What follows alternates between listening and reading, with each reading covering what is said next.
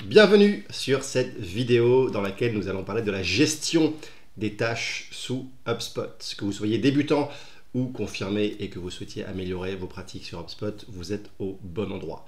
Petit disclaimer par rapport à cette vidéo, il y a le lien dans la description de la vidéo qui traite de la création des tâches, parce qu'effectivement, pour gérer des tâches, il faut bien évidemment en avoir créé en amont. Donc vous pourrez aller faire un tour si vous voulez dessus pour comprendre comment vous pouvez créer des tâches sur HubSpot. Si vous savez déjà faire, vous êtes au bon endroit et on va pouvoir effectivement rentrer dans le vif du sujet pour voir comment on peut effectivement gérer les tâches que l'on crée sur HubSpot. Deux endroits du coup pour vous montrer comment sont classées les tâches que l'on génère sur HubSpot. Forcément, je vais parler aussi de la création. Ici, on a une fiche contact, donc sébastien@slnweb.net, et on a créé des tâches qui sont en échéance au 9, au 11, au 21 et au 26 avril. Donc 4 tâches qui ont été créées ici. Encore une fois, si vous voulez comprendre comment ces tâches ont été créées, je vous invite à regarder la vidéo qui traite de ce sujet-là. Juste pour vous indiquer que ici, les tâches vont être stockées dans deux endroits différents. La première, c'est la fiche du contact dans laquelle elle a été créée. Donc vous pouvez la trouver ici, effectivement, dans les tâches. Et il y a un deuxième endroit dans lequel ces tâches vont se stocker, c'est l'endroit des tâches, donc la page des tâches. Pour y accéder, il suffit d'aller dans Vente et dans Tâches ici, et on arrive sur un tableau, une vue sur laquelle il y a pas mal d'informations, et on va décortiquer tout ça pour comprendre la logique de comment la gestion des tâches est facilitée dans HubSpot. Donc en gros, on crée des tâches, qu'elles soient rattachées à des contacts ou à des deals, à des entreprises, à des tickets, etc. etc. Et l'ensemble des tâches que l'on va venir créer vont venir effectivement remplir ce tableau de tâches. Donc il y a plusieurs onglets ici sur lesquels on va revenir un peu plus loin, mais les premiers éléments de tri vont se faire déjà sur ce niveau-là. Donc on peut venir rechercher le nom d'une tâche que l'on a créée. Donc typiquement ici, si je tape suivi, effectivement la tâche qui a le titre suivi de sébastien@slnweb.net va s'afficher et va être la seule tâche que l'on va avoir ici dans la partie orange dont on va reparler dans quelques minutes. Donc j'ai ce premier élément pour venir trier les différentes tâches qui ont été créées et pour en faciliter la gestion. J'ai un deuxième filtre ici qui est le responsable, donc en gros à qui appartient cette tâche. Donc là, par défaut, il y a le compte démo SLN qui a été mis en place. Je peux venir, moi, regarder les tâches de Sébastien et je vois effectivement qu'il y en a 27 au total. Et du coup, il y en a qui sont rattachées, il y en a qui sont celles de Sébastien. Donc je peux effectivement venir appliquer des filtres comme cela et j'ai la capacité également de venir filtrer encore plus de choses dans la partie ici, plus de filtres. Et on va voir que lorsque l'on clique ici, on a une fenêtre qui apparaît et dans laquelle j'ai deux statuts, enfin deux filtres qui sont déjà mis en place. Le statut donc, qui est aucun des terminés, donc j'ai aucune tâche de terminer effectivement dans cette liste-là. Le statut ici apparaît en vert quand c'est un statut de tâche qui est terminé. Et il y a également attribué à moi, on est d'accord, le responsable, c'est bien moi ici. Et je peux venir effectivement rajouter d'autres filtres pour arriver à faire que là, les 8 tâches que j'ai, alors il peut y en avoir 200, 300, 400, tout dépend du volume d'affaires que vous gérez. L'idée, effectivement, c'est d'arriver à restreindre pour avoir une vue sur les tâches les plus prioritaires ou celles que vous devez faire absolument avant la fin de la semaine. Et pour ça, vous avez différents filtres que vous pouvez activer ici. Le premier et le plus simple qu'on va activer ici, c'est la date d'échéance. Et donc, on va effectivement pouvoir ici jouer sur toutes les dates d'échéance, donc les dates à laquelle la tâche doit être faite.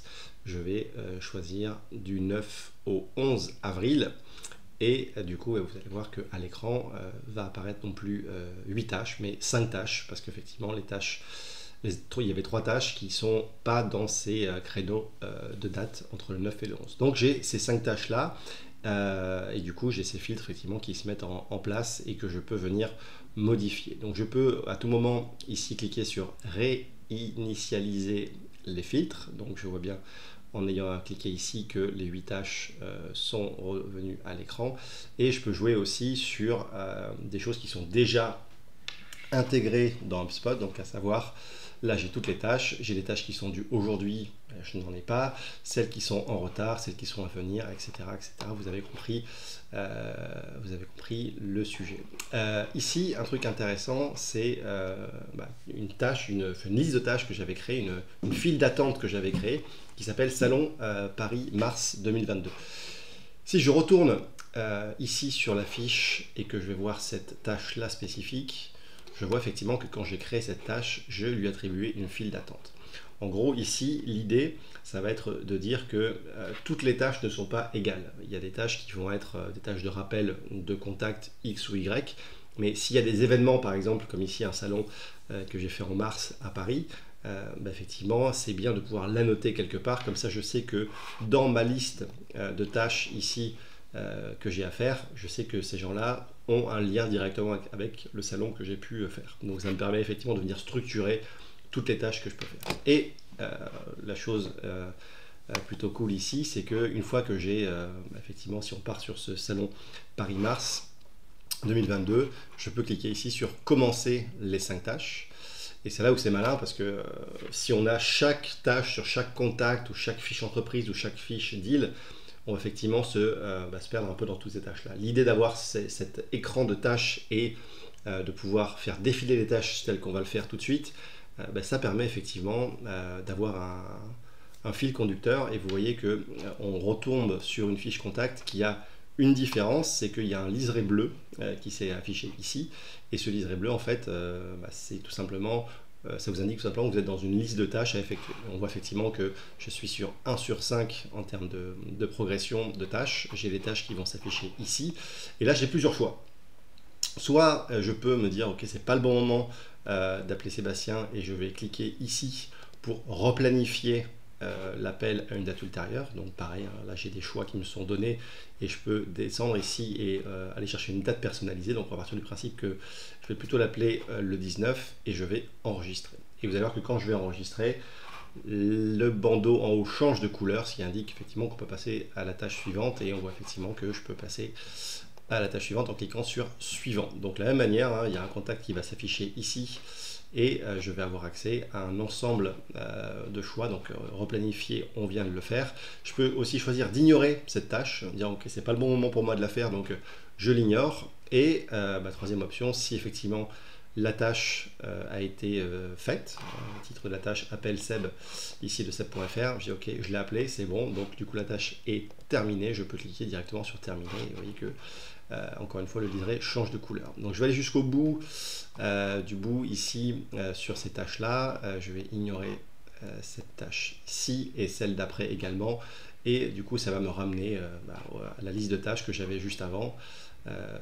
Pour effectivement dire tiens, j'ai fini ma liste des 5 tâches que je devais faire, donc je vais pouvoir effectivement replanifier la dernière ici à lundi et on va me proposer effectivement de revenir aux tâches. Donc je clique ici et je reviens aux tâches que j'étais en train d'effectuer. Donc voilà un petit peu la logique de tout ça. C'est plutôt malin en fait d'avoir ce système là. Ça permet encore une fois d'avoir plein de tâches qui sont dispatchées sur différents contacts, différentes entreprises, différents deals et de pouvoir les rapatrier dans un seul endroit et de pouvoir d'une part les filtrer avant de commencer ces tâches et de pouvoir effectivement avoir ce bouton orange qui permet d'enchaîner toutes les tâches qu'on a sélectionnées en amont. Voilà, donc c'est comme ça qu'on gère des tâches sur HubSpot. Si vous avez des questions spécifiques par rapport à ça, n'hésitez pas à nous faire un commentaire ou à nous contacter, on pourra en discuter avec plaisir. À bientôt.